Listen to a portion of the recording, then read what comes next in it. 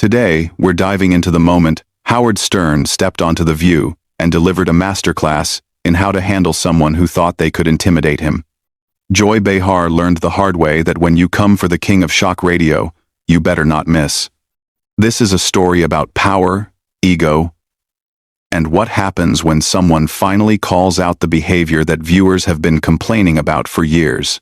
Make sure you hit that subscribe button and drop a comment below, because you're not going to believe how this unfolds. The tension was palpable from the moment Howard Stern walked onto the View set. The studio audience erupted in applause, but there was something different in the air. Joy Behar sat at the iconic table with her arms crossed, already wearing that expression that regular viewers knew meant trouble was brewing. She had been vocal about her disdain for Howard's brand of entertainment for years, calling it degrading and inappropriate on multiple occasions during the show. Well, Joy said, as Howard settled into the guest chair, her voice dripping with condescension. Look who decided to grace us with his presence. Howard Stern, the man who built an empire on shocking people and pushing boundaries. Tell me, Howard, do you ever feel responsible for lowering the standards of American media? The other hosts shifted uncomfortably in their seats. Whoopi tried to interject with a more diplomatic greeting. But Joy wasn't finished. She leaned forward, her eyes locked on Howard with the kind of intensity that made it clear she wasn't interested in a friendly chat. Howard, completely unfazed, smiled that trademark grin that had gotten him through decades of controversy. You know, Joy, that's interesting coming from someone who's made a career out of interrupting her co-hosts and talking over guests. Should I be taking notes on your approach to raising standards? The audience let out a collective gasp. Joy's face immediately flushed red, and you could see her jaw clench. She wasn't used to guests who could match her energy, let alone turn it back on her. Excuse me? Joy snapped, her voice rising an octave. I've been in this business longer than you've been relevant, Howard. I don't need some shock jock telling me how to conduct myself. Relevant? Howard chuckled, leaning back in his chair with complete confidence. Joy, my show reaches millions of people every single day. When was the last time anyone under 40 actively chose to watch The View? I'm just curious about your definition of relevance. The studio fell dead silent. You could hear a pin drop as Joy's mouth opened and closed like she was trying to find words that wouldn't come. The other hosts looked like they wanted to crawl under the table. This wasn't going according to Joy's usual script, where she dominated the conversation and left guests scrambling to defend themselves. That's completely inappropriate, Joy stammered, clearly thrown off by Howard's direct approach. You can't just come on our show and insult our ratings, but you can come for my entire career and question my integrity? Howard shot back smoothly. See, this is what I find fascinating about people like you, Joy. You can dish it out all day long, but the moment someone serves it back to you with the same energy, suddenly it's inappropriate. That's not how this works.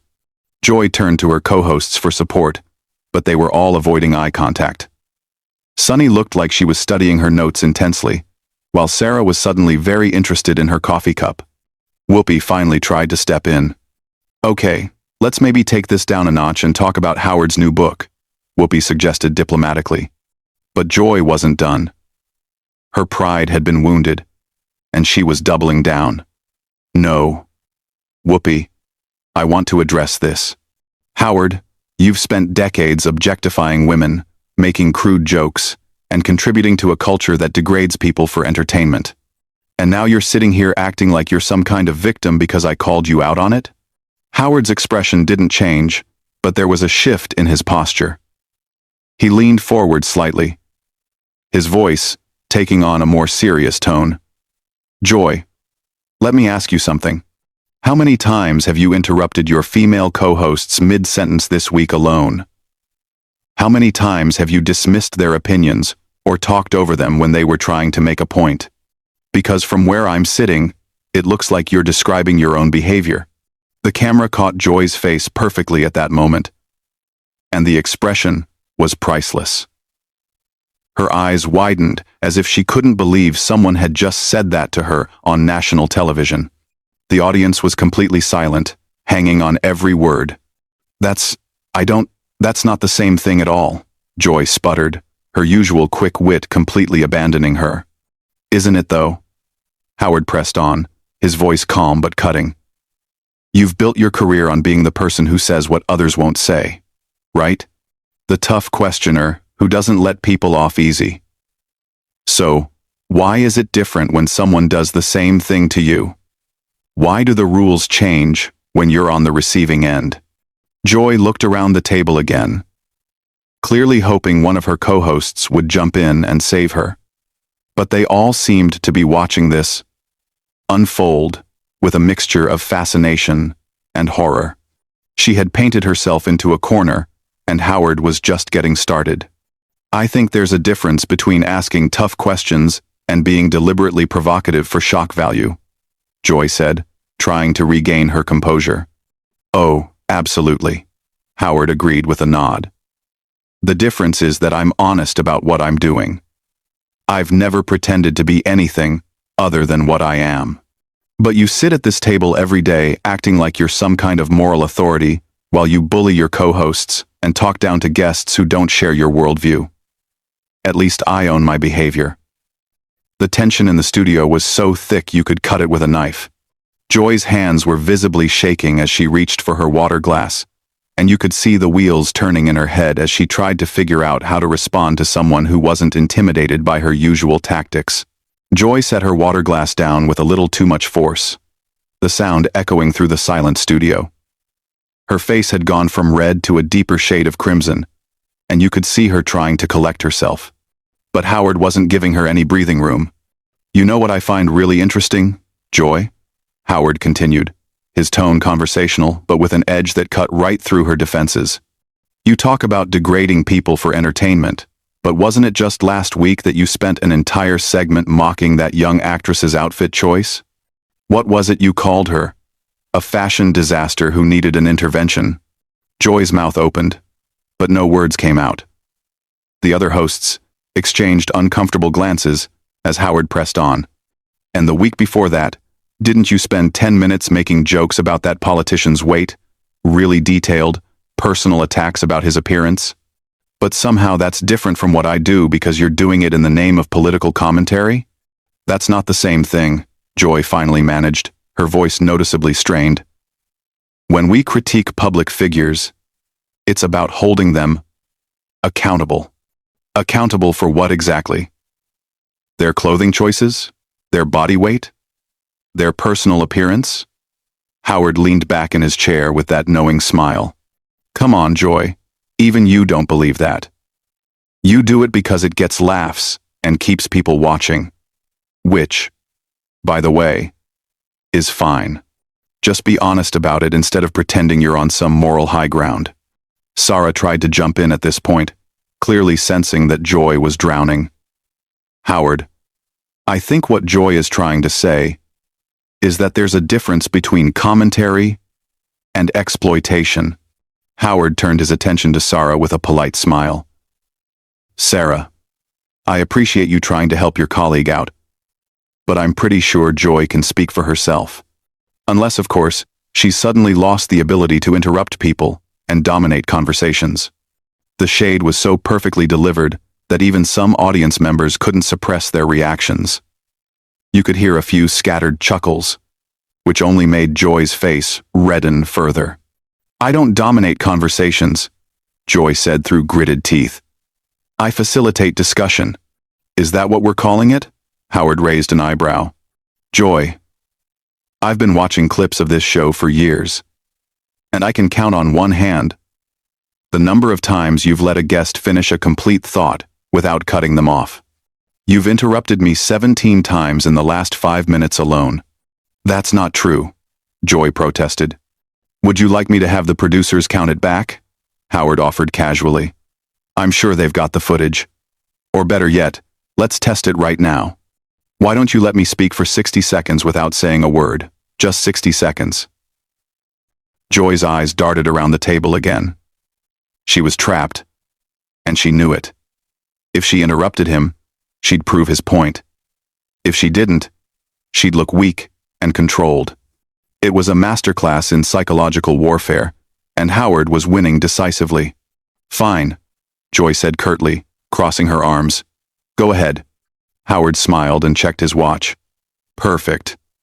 Starting now." You know, Joy, what's fascinating about this whole interaction is that it perfectly illustrates everything that's wrong with the current state of media. We have people like you who have convinced themselves that their personal opinions are somehow more valid than everyone else's, simply because they have a platform. You sit at this table every day and lecture America about tolerance and respect, but you show neither to the people sitting right next to you. You claim to be a champion for women's voices, but you consistently talk over and dismiss the women on your own panel. Sunny over there has some incredibly insightful things to say about legal issues, but how many times have you cut her off when she's trying to explain complex legal concepts? Sarah brings a completely different generational perspective to political discussions, but you treat her like she's naive whenever she disagrees with your worldview. And Whoopi, who has more life experience and wisdom than probably everyone in this studio combined, you argue with her like she's some kind of amateur. The hypocrisy is staggering. Throughout his entire 60-second monologue, you could see Joy physically struggling to stay quiet. Her mouth kept opening as if she was going to speak, then snapping shut. Her hands were clenched so tightly her knuckles were white, and she was practically bouncing in her seat with the effort of keeping quiet. When Howard finished and checked his watch again, he looked up at Joy with mock surprise. "Would you look at that? You actually made it the full minute." Joy exploded.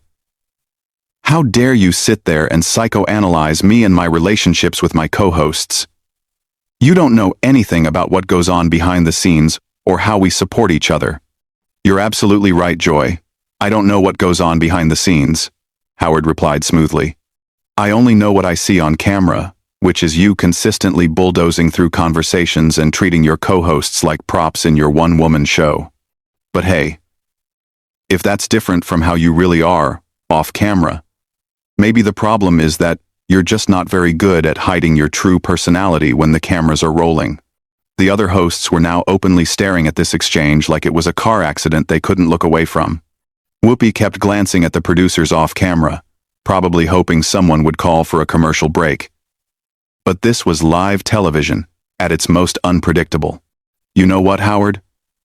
Joy's voice was shaking now. Whether from anger or embarrassment, it was hard to tell. "I've been doing television for decades. I've interviewed presidents, celebrities, world leaders, and I've never had anyone speak to me this way. And there's the problem right there," Howard said, his voice taking on an almost sympathetic tone that somehow made the words hit even harder. "No one has ever challenged you like this because they were all too polite, too professional, or too afraid of the backlash. They let you get away with behavior that would get anyone else called a bully because you've convinced everyone that your rudeness is just passion for the issues. But I'm not running for office. I don't need your endorsement. And I'm not trying to get invited back to your show.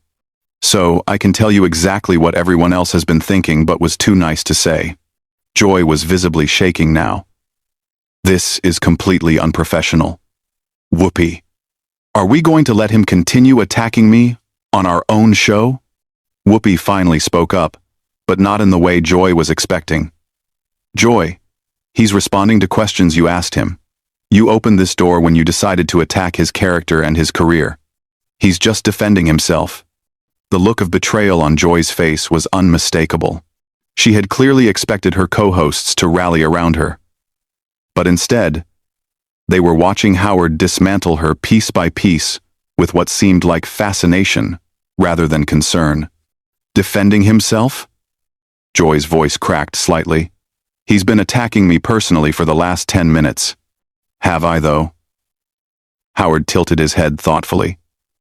"Or have I just been pointing out patterns in your behavior that are visible to anyone who watches this show regularly? There's a difference between personal attacks and professional observations. You attacked my character and questioned my integrity based on your personal feelings about my content. I'm simply commenting on your professional behavior based on what I can observe. If you don't like what I'm saying, Maybe the issue isn't with my observations. The studio atmosphere had shifted completely. What started as Joy's attempt to embarrass Howard had turned into a masterclass in how quickly tables can turn when someone refuses to be intimidated. Joy looked around the table one more time, desperately searching for an ally, but found none. Her co-hosts were watching this unfold with the kind of morbid fascination usually reserved for natural disasters. You know what, Howard? Joy's voice had taken on a different quality now, sharper and more desperate. Maybe the problem is that you're just another entitled man who can't handle being challenged by a strong woman? Howard's eyebrows shot up, and for the first time since he'd sat down, he looked genuinely surprised. Oh, wow. There it is. The gender card. I was wondering when that was going to come out. It's not a card. It's reality. Joy shot back, leaning forward aggressively. You can't stand the fact that a woman is calling you out on your problematic behavior, so you're trying to tear me down. Joy, Joy, Joy, Howard said, shaking his head with what looked like genuine disappointment. Do you really want to go down this road? Because if we're talking about how I treat women, we're going to have to talk about how you treat the women sitting at this very table. Joy's face went pale. She knew she had made a tactical error, but there was no taking it back now. Let's talk about strong women, shall we? Howard continued, his voice taking on the tone of someone who was about to deliver a knockout punch. Sunny graduated from law school, worked as a prosecutor, and has an encyclopedic knowledge of the legal system. But how many times have you talked over her when she's trying to explain legal concepts that you clearly don't understand? Sarah represents an entire generation of women who are trying to navigate politics and social issues in a completely different landscape than the one you grew up in. But you dismiss her perspectives as naive whenever they don't align with yours. And Whoopi, who has achieved more in entertainment and activism than most people could dream of, you argue with her like she's some kind of amateur who doesn't know what she's talking about. Each word was hitting its target with surgical precision.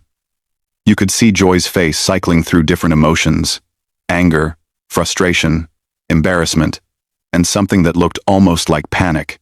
That's not how I treat them, Joy protested weakly. Really? Howard turned to address the other hosts directly. Ladies, honest question. In the years you've been working with Joy, how many times has she interrupted you mid-sentence, dismissed your opinions, or talked over you when you were trying to make a point? The silence was deafening. Sunny and Sarah exchanged glances, clearly uncomfortable being put on the spot. But you could see the truth in their expressions. Whoopi looked like she was weighing whether to throw Joy a lifeline or let her drown. See, this is what I mean about you playing the gender card, Howard said, turning back to Joy. You hide behind feminism when it's convenient, but you don't actually practice what you preach. You're not supporting women's voices. You're drowning them out with your own. Joy was completely rattled now. Her usual quick comebacks had abandoned her, and she was grasping for anything that might help her regain control of the situation. This is ridiculous. I'm not going to sit here and be lectured by someone who has made millions exploiting women. And there's another deflection, Howard said calmly. Instead of addressing the specific behaviors I'm pointing out, you're trying to shift the focus back to me. But here's the thing. Joy, my audience chooses to listen to my show. Your co-hosts don't have a choice but to work with you every single day. Which one of us is really exploiting women? The question hung in the air like a bomb waiting to explode. You could see Joy processing the implications, and the realization that she had completely lost control of this interview was written all over her face. I think we should move on to another topic, Joy said finally, her voice barely above a whisper. Oh, now you want to change the subject? Howard laughed, but there was no cruelty in it. Just genuine amusement. 5 minutes ago you were ready to psychoanalyze my entire career and question my moral character.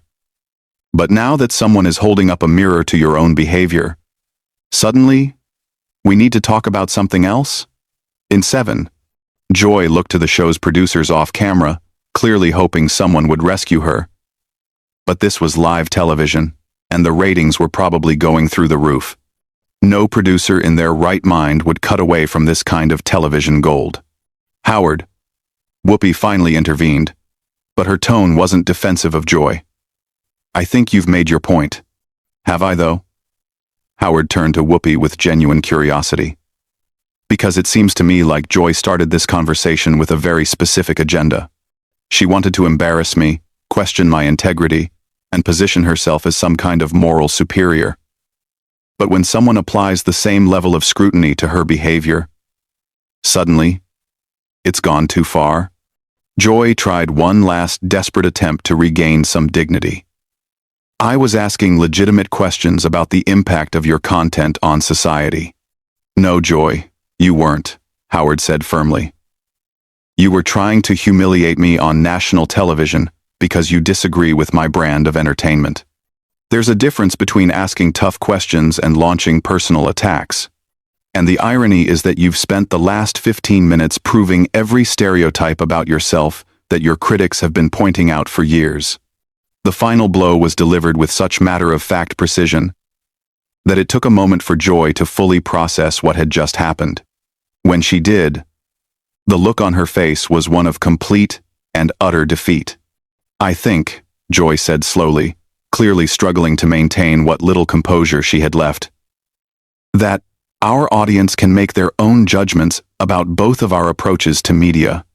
Absolutely they can, Howard agreed with a smile. And based on the ratings and audience engagement, I think they already have.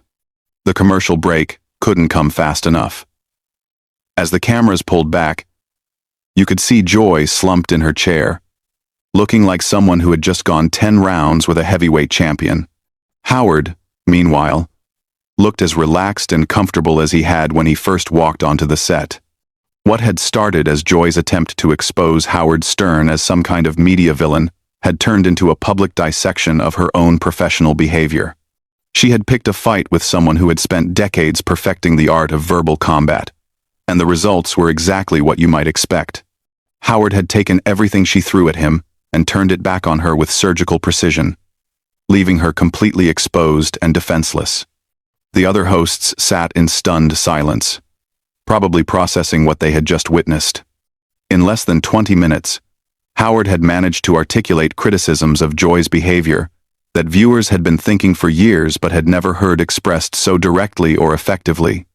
As the show went to commercial, one thing was crystal clear.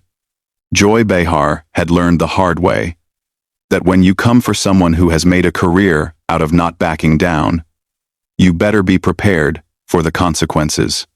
Howard Stern had just delivered a masterclass in how to turn the tables on someone who thought they held all the cards. That's the story of how one of daytime television's most outspoken hosts met her match in spectacular fashion. What do you think? Did Joy Behar get what she deserved? Or did Howard Stern go too far?